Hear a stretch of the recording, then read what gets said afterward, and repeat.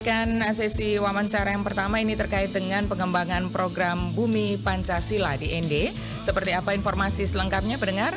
Kami sudah terhubung dengan Direktur Utama BPO LBF, Sana Fatina. Pro 1, Kanal Inspirasi.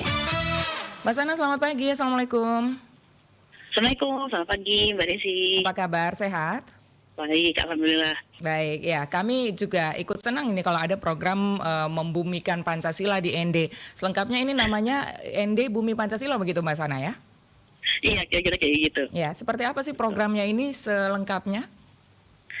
Ya, jadi ini adalah tindak lanjut dari perayaan Harlah kemarin. Jadi dari Bapak Presiden sangat berkesan ya dengan ND dan juga melihat ternyata bahwa ini adalah satu hal yang sangat penting buat Indonesia, yaitu adalah asal-usul dari ideologi Pancasila itu sendiri. Nah, kemudian kita bersama-sama Pak Bupati juga menyampaikan bahwa nanti bagaimana kita melakukan rencana untuk pembumian Pancasila tidak hanya ND untuk ND, tapi ND untuk Indonesia secara khusus dan untuk dunia gitu ya.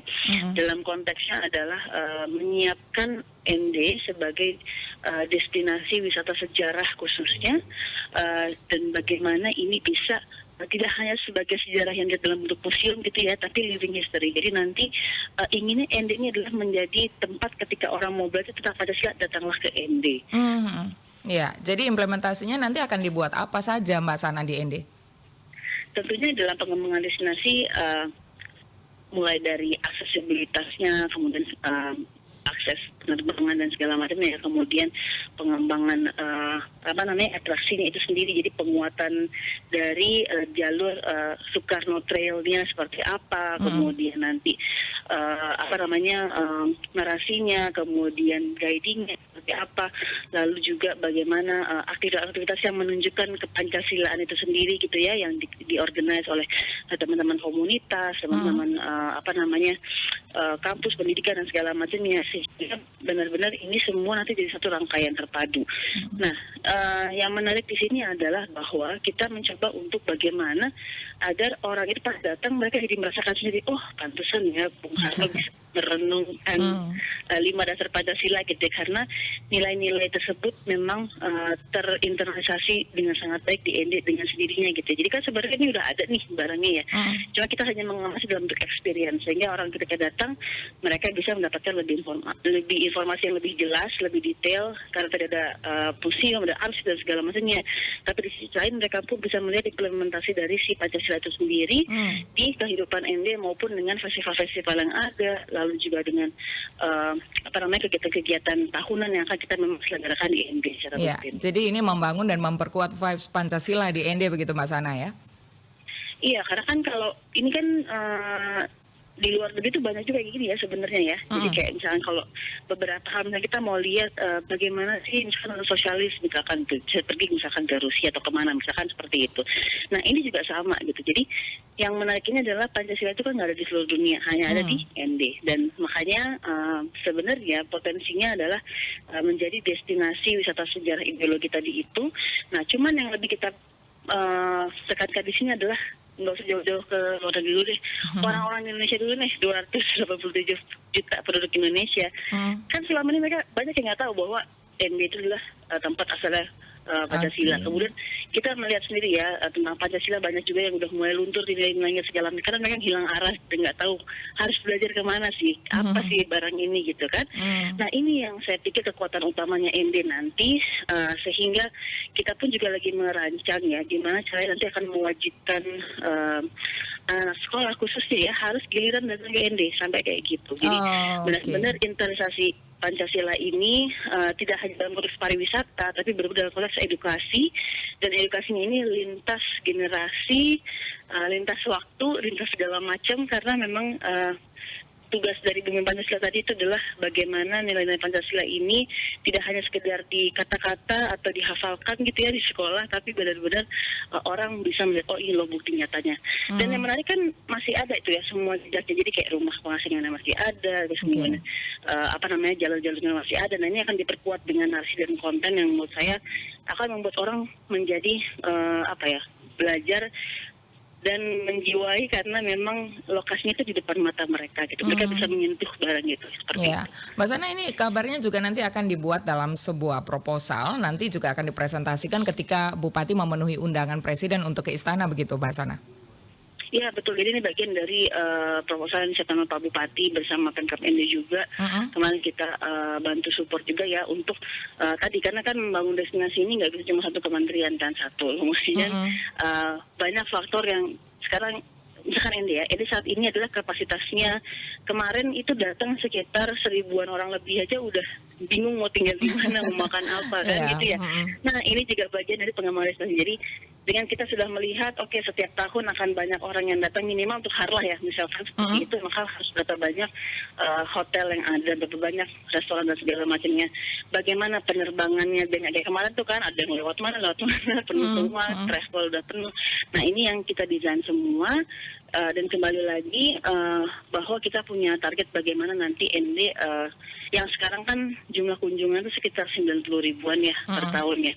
Nah, kita coba up ke 200.000 dulu gitu. Nah dengan 200.000 itu jadi nanti kita akan undang juga teman-teman pelaku usaha yang ada di ND gitu kan, untuk pengembangan homestay, pengembangan hotel, pengembangan restoran segala macamnya, karena ada segmen pasar yang akan selalu datang di setiap tahunnya khususnya untuk Harlah.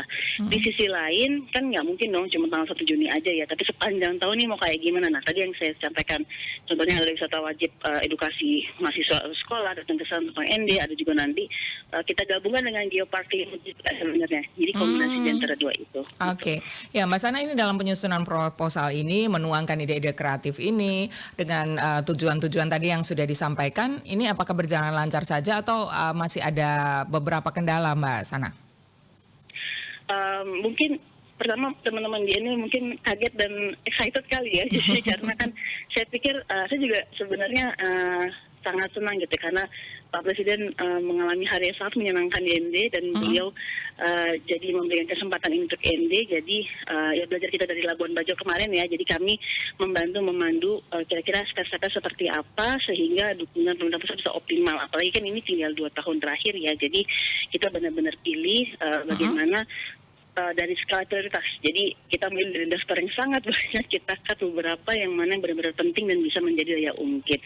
Kemudian tentunya apa ya, kan kalau misalkan dari pemerintah pusat ini mesti clean and clear, misalkan lahannya apa segala, banyak hal-hal yang seperti itu yang teknis ya di lapangan dalam kita menyampaikan kenapa yang ini bisa dilakukan, kenapa yang ini mungkin tidak bisa disupport, sehingga waktunya tidak perlu adaptasi untuk belajar lagi tentang bagaimana mensinergikan program pusat, daerah dan provinsi misalkan seperti itu ya, tapi kita tahu apa yang bisa disupport oleh daerah pusat dan mana yang bisa disupport oleh daerah.